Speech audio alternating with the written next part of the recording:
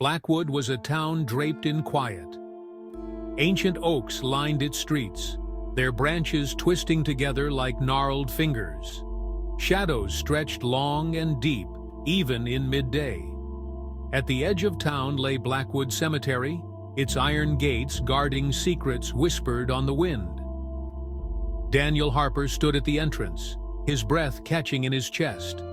Every visit was a pilgrimage of pain.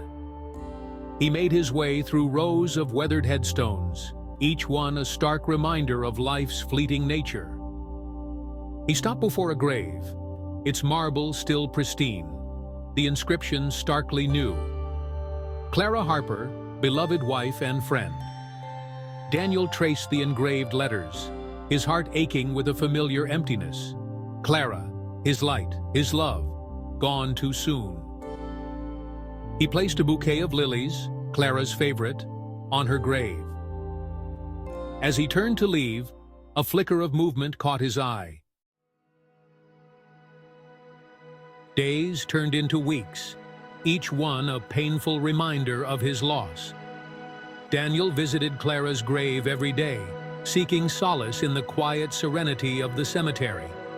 But something was amiss. The lilies he brought, always fresh and vibrant, were wilting overnight. Their petals, once pristine, were now brown and withered, as if drained of life. Daniel questioned the groundskeeper, a grizzled old man named Silas, who only shook his head. "Some things ain't meant for explaining," he'd muttered, his eyes filled with a strange knowing. Driven by a growing sense of unease, Daniel returned to Clara's grave after nightfall. The moon hung low in the sky, casting long, eerie shadows across the graveyard. He hid behind a towering oak, its branches skeletal against the moonlit sky. Hours passed, each one stretching into an eternity. Just when his eyelids were drooping with fatigue, he saw it. The next day, Daniel returned to the cemetery, armed with a plan. He had purchased a small, discreet camera, hoping to capture the mysterious figure on film. He carefully concealed it amongst the nearby headstones, its lens focused on Clara's grave. As dusk settled over Blackwood, Daniel retreated to his car, his eyes glued to the monitor connected to the camera. The wait was agonizing, filled with a nervous anticipation that gnawed at his insides. Hours crawled by, the silence broken only by the distant hoot of an owl. Just when Daniel was about to give up hope, he saw it. The figure, shrouded in darkness, materialized beside Clara's grave. Daniel's hand trembled as he reached for the monitor's controls, zooming in on the figure's face. But the camera only offered a blurry image, the figure's features obscured by shadows. As he rewound the footage, desperate for any clue he might have missed, he noticed something peculiar. A faint whisper, barely audible above the static, seemed to emanate from the figure. "Clara," the voice whispered. "They're coming for you, Clara."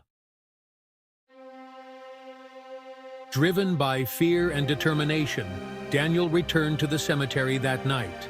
He had to see the figure with his own eyes to know the truth behind its message.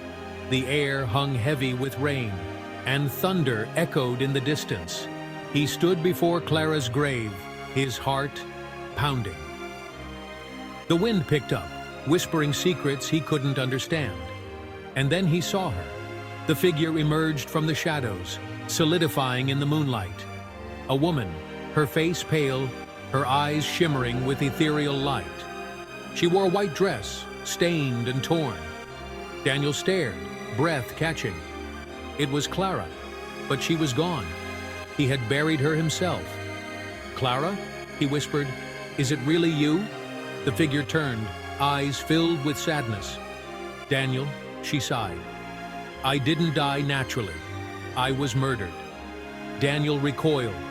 Murdered? Who would harm Clara? "Who did this?" he demanded. "Poison," Clara whispered. "They replaced my medication. Be careful, Daniel. They're still out there." And then she was gone. dissolving into the shadows. Daniel stood there, trembling, mind reeling. He swore on her grave that he would find her killer, no matter the cost.